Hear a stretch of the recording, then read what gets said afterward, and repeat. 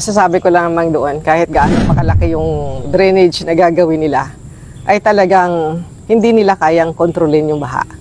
At ang pinagtataka talaga ng mga tao, kasi talaga namang bumabaha din naman before, pero walang putik na kasama, na kulay pula. At kakaiba yung baha dyan simula dyan sa Mambalot, maging sa bahagi ng Maasin, hanggang doon sa Barong-Barong. Nakulay pula talaga yung tubig. Samantalang sa ibang mga barangay, na may mga pagbaha din, ay yung tubig hindi kulay pula, parang malabnaw lang na Milo. Sinabi niya kasi Vice, dahil member siya or part siya ng MMT, based dun sa observation nila, yun nga, hindi nga daw po talaga nagko-contribute yung mining dun sa pagbaha. So yung sinasabi niyo, yung kulay ng tubig. Oo, yung kulay ng tubig. At tanungin din natin si Consiel Victor Colili at saka si Consiel Jonathan Lagrada. Kasi miyembro din sila ng MMT, kaya lang tinanggal na sila.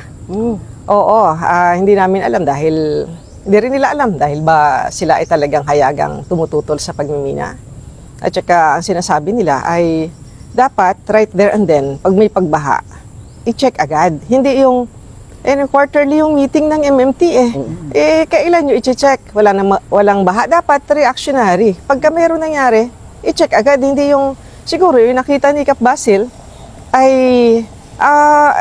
kung ano man yung schedule ng MMT, doon lang, hindi yung agad-agad. Babalitaan ako last barangay election na may mga kandidato talaga ang minahan.